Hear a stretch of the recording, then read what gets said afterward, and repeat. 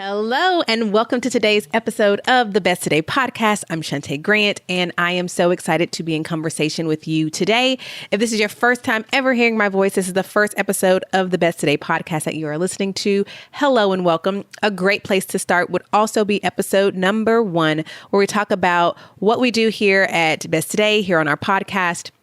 But long story short, my name is Shantae Grant. I am on a mission to equip women with resources to be proactive and intentional with your time. And I do that through teaching planning and routine that connects to who you are, who you want to become, and what you want. That covers a lot of ground, and I love what I do. And I'm honored and privileged to allow that you're sharing your time with me right now. So let's get into the topic that got your attention today, and that is 5 life lessons that I have learned from becoming a runner.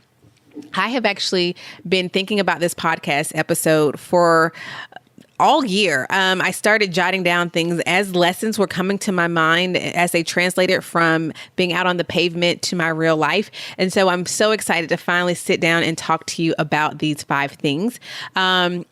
I guess let's get straight to it. I will tell you another great episode. If you enjoy this episode today that you'll want to go back and listen to is episode 168 of the Business Life and Joy podcast, which is my podcast prior to the Best Today podcast. And that episode was called How Changing My Identity Changed Everything for Me in 2020. That episode came out in July 20th, 2020, which is pretty interesting because I'm sitting down recording this episode on July 21st. I just noticed that 1 year later. I want you to actually go back and hear the difference because I think you'll find it really interesting. We will link to that episode 168 of the Business Life and Joy podcast in today's show notes, which you can find at besttodayguide.com/22. Now I'm going to tell myself to slow down, because I get excited when I talk about things that excite me, which is every podcast episode. But okay, today, let's talk about these 5 life lessons that I've learned from becoming a runner. They're 5 life lessons that can apply to your life, no matter where you are, who you are, and whether they have nothing to do with running per se, the lessons. That's what makes them life lessons. So keep listening and let's get to it. Okay, so these lessons are in no particular order, but number 1 is I think this is one that I had to put first so that it would give context for the remainder of the episode. But the first lesson that I learned from becoming a runner is that you can change the story you've told yourself, no matter how long you've told yourself that story. So if you're listening to me and you're 66 years old and you've been telling yourself a story for 60 of those 66 years, you can change the story. As a matter of fact, I'm also going to give you another episode to go back and listen to if you haven't already. And that's episode 19, 5 Truths to Remind Yourself of Every Day. Again, we'll link to that in today's show notes. Everything I reference here, we'll put in the show notes. It makes it very easy for you to find everything in one place. Show notes are at besttodayguide.com/22. But one of the truths in that episode I talk about is you can change and evolve. And one of the messages that I hope will outlive me that I put out into this world is that you have the power to change. And so but here's how I actually really got to see this, in one way by becoming a runner. So that first lesson is you can change the story you've told yourself, no matter how long you've told yourself that story. Here's my story in a nutshell as it relates to running. I did not grow up seeing people run long distances for recreation or in general. You know, I didn't go to places where I would see people running for fun. I honestly thought running was for 2 things, y'all: trying to catch the ice cream truck or being chased. And those are the 2 times in my younger life I can remember running: trying to catch the ice cream truck and the time I was chased by a pit bull. I will never forget that. Probably explains my relationships with dogs to this day. But then let's transport young Shantae to college. I go to college and I'm at this school that's just on this beautiful campus. They used to call it, basically, it looks like living on a country club. It's beautiful. You drive into Furman University and you have the open gates and the water fountain, which is covered with flowers and it's freshly manicured. And there's the long mall that used to be full of trees. They've cut them all down, which was very sad. But this beautiful place, we have a lake, a bell tower, and it's just a place where I now know for runners, it's a great place to run. It's just who doesn't want to run in a beautiful environment? And so I just started seeing people just outside running all the time, just running. No one is chasing them. There's no ice cream truck in sight, and they're just running. And it so happened that my frat, which you have on your freshman hall, they're freshman advisors. I shared a suite with our frats, and one of my frats, Carrie, if by any chance you're listening, hey girl, hey. But Carrie was one of these runners, and I would see her come in from these runs, and I'm like, how many miles did you do today? And she'd be like, oh, I just did a 12-mile run today, or I just did 6 miles. And I'm like, who does that? Like, are you going to the Olympics? I really was like, anyone who can run 12 miles needs to be in the Olympics, right? This is my context for running. So I said, I'm going to give this running thing a try. It's so pretty. And I just put on some random tennis shoes one day, and I go outside, and I'm like, I'm just going to run this. I'm just going to run. Why not? Right? I'm just going to run this lake over here. And I just start running. And yeah, it doesn't work out. It doesn't last long. I get a pain in my right side. And I'm like, no, we're not going to do that. We're not going to do that. But then over the summer, I tried again. I'm like, this lake is so beautiful. I want to get out here. I want to run. This just looks like something that I'm interested in trying. I try again by just, again, putting on some tennis shoes and some, athletic apparel. And I go just run. And again, pain in my right side. And I'm like, okay, I see.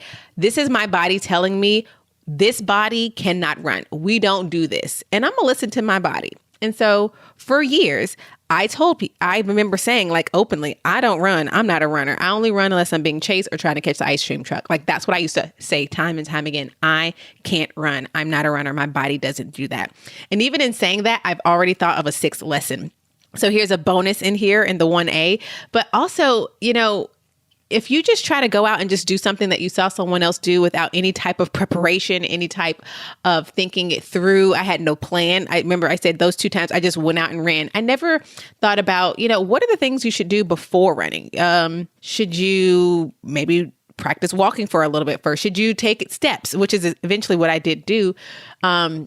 And so I just jumped right in. I was like, I'm going to do this. And then when it didn't work out, 1 or 2 times, I quit. There's another lesson for you. Like, is that the story of your life? Because that was what I did in this situation.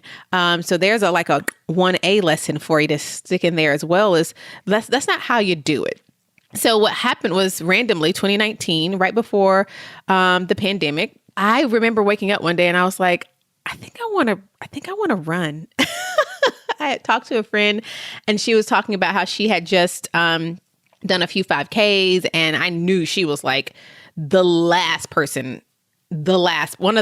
I would have ever imagined doing any type of physical anything. And she was like, yeah, and I really liked it. And I was like, man, I always told myself I couldn't run, but I think I want to try. And so I remember I came on the internet, I came on Instagram, and I said, y'all, I'm going to start running. I told my friends, and I could imagine the blank stares they gave, because they have heard me for years say that, yeah, your girl don't run. I can't do it. Not my body. But I changed my mind. I downloaded an app that teaches you how to go from literally walking to running over a certain span of time, so putting that training in there. But the first thing I did was change my mind. That's the lesson. The first thing I did was change my mind. And I have learned that a changed mind is a requirement for change behavior. So that's why you're going to hear me talking a lot about things that have to do with your mind, even here with what I do. Because I want to help you change your behavior of procrastination. I want to help you change your behavior of not keeping your word to yourself.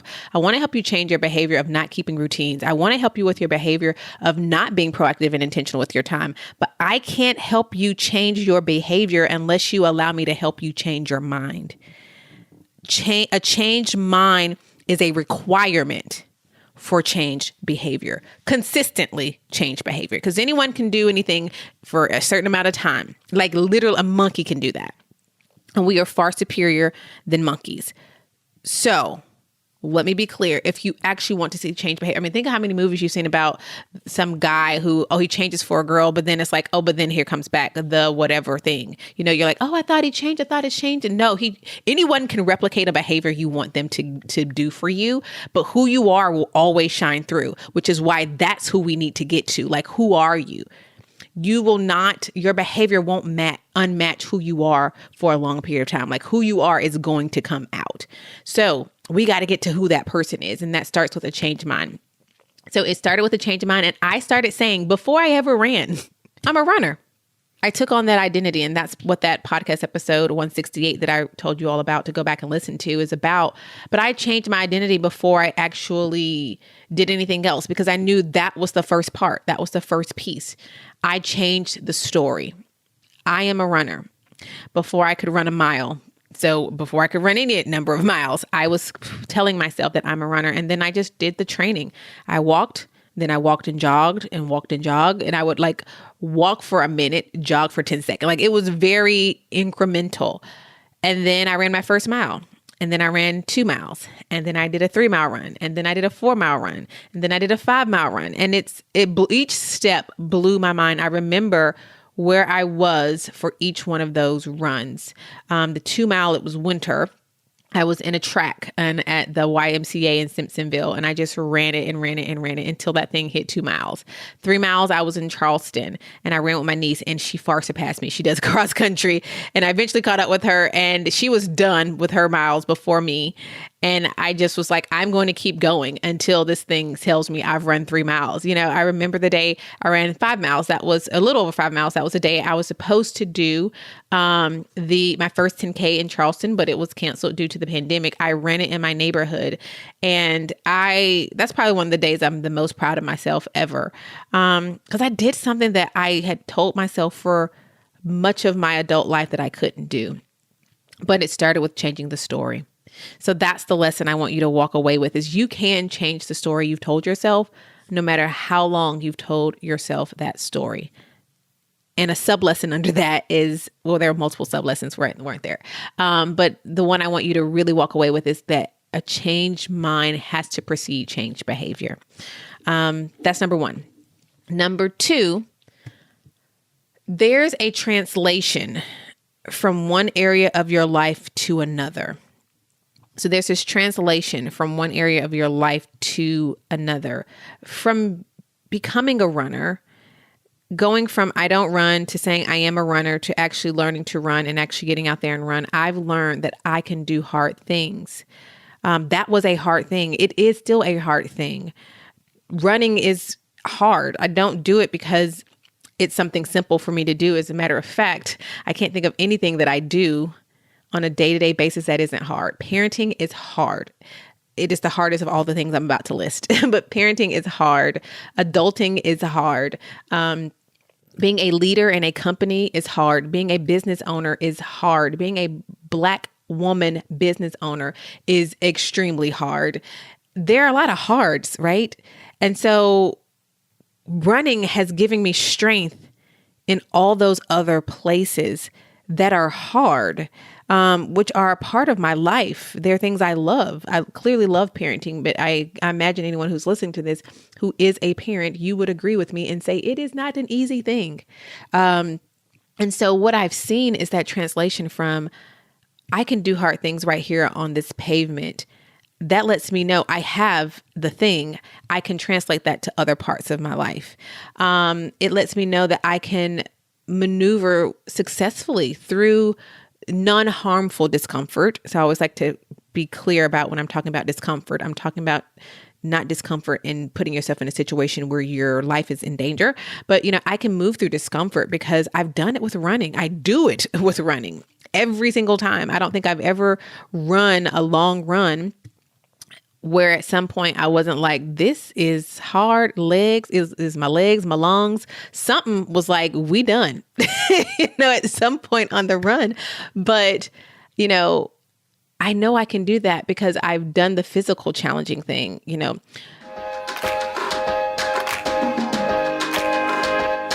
At Best Today, we exist to help women just like you be your best one today at a time. So each week on the podcast, we are going to highlight your stories and your voices. So let's see what's in the inbox today. I love using my Best Today guide.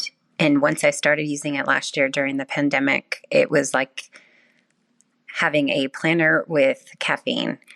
It helps me to be much more intentional with my time and allowing me to plan ahead and in thinking in terms of completed tasks. It just has been an amazing transformation for my days. It also allows me to feel more connected to my future self by allowing me to think in terms of what I want.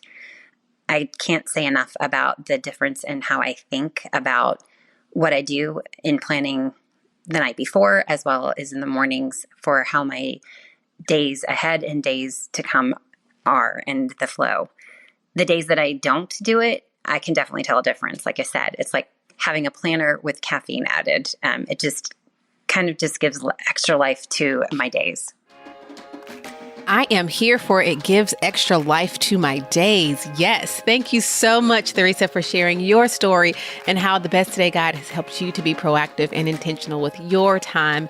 If you want to learn how this product, how this tool, how this guide can help you right now where you are to be intentional with your days, go to besttodayguide.com. That is besttodayguide.com. Not only can you order your Best Today Guide, you can see inside. You can see me working through every step of the 3-step process. You can read reviews from customers. You have everything you need right there at besttodayguide.com, which is also going to be linked in the show notes for today's episode. So go today, right now even, to besttodayguide.com and get your Best Today Guide today. What I know for sure is making wise decisions in your life has a ripple effect in other areas of your life. You know, I see that all the time. I see it when I see my customers who get started with the Best Today Guide, and then they're like, I don't know why, but I'm also starting to eat better. I'm getting better sleep. I'm showing up better at work. It's like they start listing all these other things that are happening. It's like, and I don't really know why. And it's like, there's a connection. When you make one wise decision and start working on one area of your life, there are ripple effects that pour down into other parts of your life, of your world. You know, running is a ripple effect from earlier good decisions and choices that I've made, because something had to let me know that it was possible for me to change the narrative, to have the boldness to do that. You know, being willing to be a person who changes when presented with new information, or even being reminded of old information. That is so vital for life. And it's just translated from one thing to the other for me. And I've seen time and time again where I've had to change my identity when I identified so much with the career that I had when I was a lawyer full time, and had to then switch that over to being a business owner, you know, and really no longer wearing either, for that matter, or any title for that matter, as an identity. But being willing to make these choices and change the narrative and change my story has ripple effects in where I do that again and again in different parts of my life. And so being willing to change, you know, all these things are ripple effects that have translated from one decision I've made to another. And with running, I can see how that has had so many other ripple effects. It strengthens me. It reminds me how strong I am when I'm lifting weights. I remember, like, I have done something challenging, and even the days when I go out for a run, it never fails. Like, I feel like this is the day for me to take on the whole world. Like, I got this. Not really, but you feel like that. You're like, I just recently did, I don't want to get into my other lessons, but I recently did my longest run for 2021. And there was like, I felt like Goliath himself. I wish he would. Like, I wish a Goliath would. Like, after that run, I felt so empowered. I felt so strong. I felt so capable. I felt so proud of myself for continuing to do the work mentally and physically. And what happens is it builds up. And what I love about it is it pours over. One of the reasons I think it translates is because it's filling my cup so much that there's overflow that it has to pour into the other places of my life, because it's overflowing from me, this strength, this mental strength, all this good stuff. You can't see me, but I'm kind of like judging my hands, but all this good stuff, it pours not only into other areas of my life, but then pours into the people I'm around, and it pours into the work that I do, which means it pours into you. The reason why I can sit here and talk to you and show up so consistently is because it's a trend. You're reaping the benefits of me being a runner. You're reaping the benefits of me being able to change the story and the narrative for my life. You're reaping those benefits. I'm reaping those benefits. And that's also, again, because I always have so many sub lessons, who are you around? Are you around people who are spewing off and overflowing with good things or something else? But that's a whole nother podcast topic, episode, all that. But really, the second lesson is that there's this beautiful translation from doing one thing that is hard and to seeing how it pours into other areas of your life and having this beautiful ripple effect. That's another life lesson that I've learned. And it encourages me to do those things that feel hard, because I know I'm not only going to get the benefit in this instance and me doing this thing, but it's going to pour over into other areas. So I'm doing something that's not only good for me today, but it's going to be good for me tomorrow and the day after and the year after and the decade after and so on. That's number 2. Number 3, the third life lesson that I have learned from becoming a runner is you're not always going to feel like doing the thing you said you were going to do, but I want you to honor your word to yourself and don't talk yourself out of things. And I'm talking to me and you. Okay. And so as much as I love running in the winter, it's not my favorite. I don't own a treadmill yet. I will soon because necessary. The funny thing is I started running in the winter. And so initially that was all I knew. And of course, so sometimes that meant I would have to get inside, either run on the track. That's why I would drive across town to go to the one gym that had the indoor track. But also even now, it's hot. So I have to plan accordingly. I have to get out right at sunrise before it gets too hot. But even if weather isn't a factor, there are just going to be some days where I'm just kind of like, man, but this bed feels so great. Or man, if I don't go run today, it's going to be blah, blah, blah, right? You're not always going to feel like doing the thing you said you were going to do, but I want you to honor your word to yourself. And don't talk yourself out of things. I regret 0% of the runs that I have taken. Even the ones where I didn't go as long or as far or as fast or however as I thought I would or could. I don't regret any of them. And I have learned to put that in other places. Because sometimes we know, as we learned in the episode about the negative bias, our brains will try to talk us out of doing things. It will remind us, but remember, insert negative memory, insert thing. And if you want to know, that was episode 17, which we'll also link in the show notes. It's just, y'all, and I'm making a note to myself right here to include episode 17 before I forget. But it's so easy to, when you're in a place of clarity and you're sitting and planning, whether it's planning the next day or planning or whatever, to write these things down and honor these words. And then when it's time to actually show up, you're like, well, you know what? Excuse number 1, excuse number 2, excuse number 3, excuse number 4, excuse number 5. Running has helped me to remember.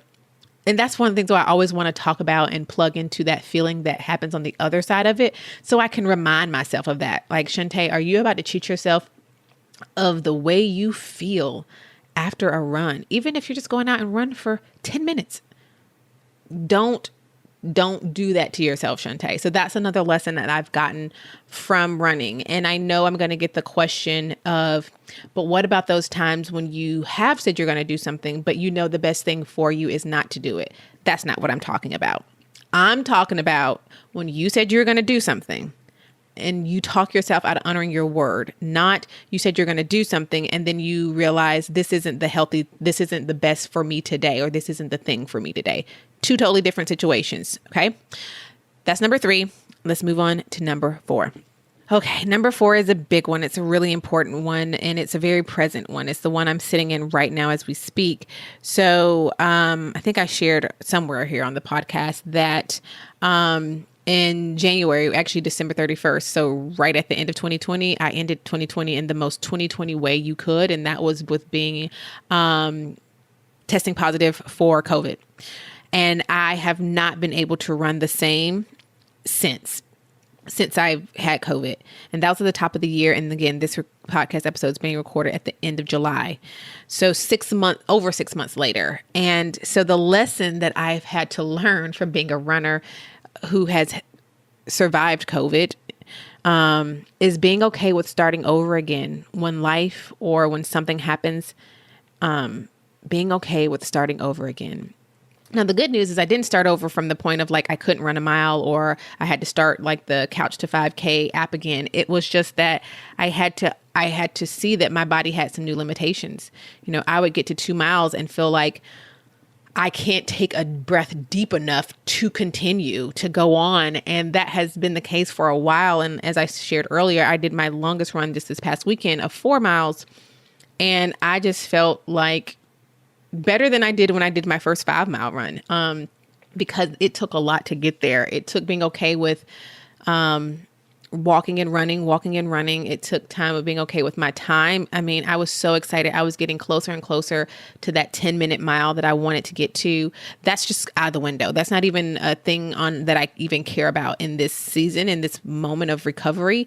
So I had to being okay with throwing some metrics out of the window, being okay with starting over again and understanding that when I said I'm a runner, I didn't say I'm a runner as long as it is convenient. I am a runner when I feel like it. I am a runner when I am fully healthy. No, I am a runner, period.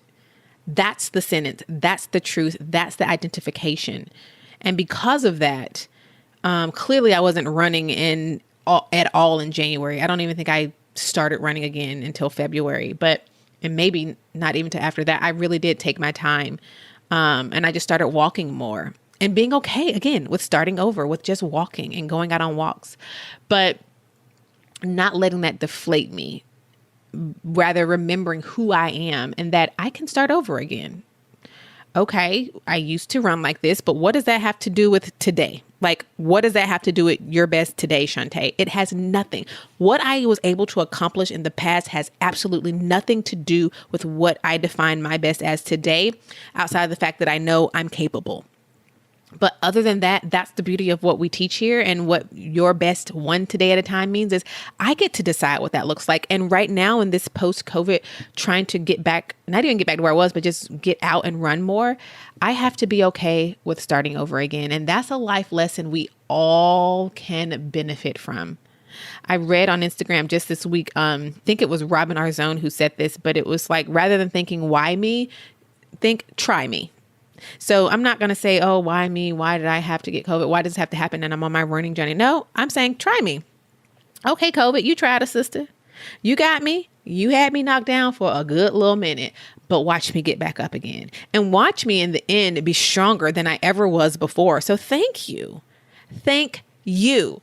And I believe that's a mindset and a mentality that we have to have, again, because a changed mind is required for changed behavior, change consistent behavior. And so just the reminder that this has taught me is I have to be okay with starting over again when something like this happens. And not reflecting on the past. This is why we always say, I choose today at Best Today. And what we mean by that saying is, I choose today, like being present in today. I'm not going to regret yesterday. I'm not going to worry about tomorrow, because tomorrow's not here, and tomorrow's actually dependent on what I do today. So I better make today the best I can. And yesterday is gone. I can't do anything with that. It literally does not exist anymore. So why am I dwelling on something that literally does not exist anymore? Man, it's a good episode, y'all. Anyway, so that's lesson number 4, being okay with starting over again. And that's just where I am right now. And I'm enjoying the process and learning more about myself and building strength, not only physically, but mentally and emotionally from this process. So that is my second to last lesson that I've learned from being a runner. Let's talk about number 5, my final lesson for today. So lesson number 5 is, sometimes you have to slow down to go farther. Sometimes you have to slow down to go further. Let me tell you what I mean by that. As I mentioned, I'm trying to not get back, because that's actually not true. I'm trying to rediscover, like, this is where I am with my running journey. And one of the things I notice is, if I actually slow down and make my, time it takes to get 1 mile in longer, I can run for a longer period of time. So rather than saying, okay, I'm going to go and do these 2 miles and 22 minutes, 11-minute miles, but then I'm exhausted at the end. I can't do anything more. But what if I want to run a whole hour? I have to slow down, and then I'll be able to go a longer distance and a longer time period. And for me, really, that's what I'm trying to build back up, is being able to run for a longer period of time. Distance, I'm not concerned about. It's time. How much time can I put my body under this performance and let it keep going? Because for me, that's what's important. And I've learned, one of the ways you're going to do it, Shantae, is you got to slow your little self down. You got to slow down. But here's the thing, and it goes back to something I talk about probably every week, and it's that tortoise and the hare. Listen, I'm team tortoise all day, every day. He knew what was up. Tortoise knew one step, one step, one step, one step, one step, one step, one step, won that race. Not go, go, go, go, go, go, go, go, go, go, go, go, go. Whew, whew, whew. Tired. Go, go, go, go, go, go, go, go, go, go, go, go, go, go. Whew, whew, tired, right? One step after one step. You have to sometimes in life, and many times, I just don't want to make this an absolute, but to slow down, to go further. And that is a lesson that I am sitting in and learning and appreciate, really. That's a lesson that translates into pretty much everything I do and teach, and permeates in so much of the content and the resources that you will see that we teach here at Best Today and I create here at Best Today. And so those are the 5 lessons that being a runner has taught me. And I'm really grateful for this journey. And I hope that these have been helpful to you. Go back and listen to this episode as often as you need. Those 5 lessons. And then remember, there are like a lot of mini lessons tucked in there too. But the 5 were, the first is, you can change the story you've told yourself, no matter how long you've told yourself that story. That there's a translation from one area of your life to another. When you make these good, wise decisions, they're going to have a ripple effect in your life. Number 3 is, you're not always going to feel like doing the thing you said you were going to do, but honor your word to yourself and do not talk yourself out of things. Number 4, be okay with starting over again when life or anything happens. Don't let it deflate you. And number 5, sometimes you've got to slow down to go further or farther, whichever one is the correct one. Thank you so much for listening today, for being present with me for this week's episode. Again, all of today's show notes will be at besttodayguide.com/22. Until next time, please remember that you are capable and worthy of being your best one today at a time. And you already have everything you need to have everything you want. So go on, shout it out as you live it out. This is what my best today looks like. I'll talk to you again on the next episode. And there are a lot of great references in this episode, so make sure to go to the show notes and go back and listen to those episodes. Bye for now. If you enjoyed this week's episode of the Best Today podcast, you are going to love the Best Today Guide. Our Better Than a Planner guide teaches you how to get clear on what you want, identify your self-destructive habits and behaviors, and intentionally create space to prioritize yourself every single day. Don't go the journey to being your best one today at a time without the Best Today Guide. See inside its pages and order yours today at besttodayguide.com. Even better, when you order the Best Today Guide, we gift you with your first month free inside of the Best Today membership. So what are you waiting for? We're giving you everything you need to trade busy for intention. Go to besttodayguide.com and order yours today and join thousands of women across the globe proclaiming each day, this is what my best today looks like.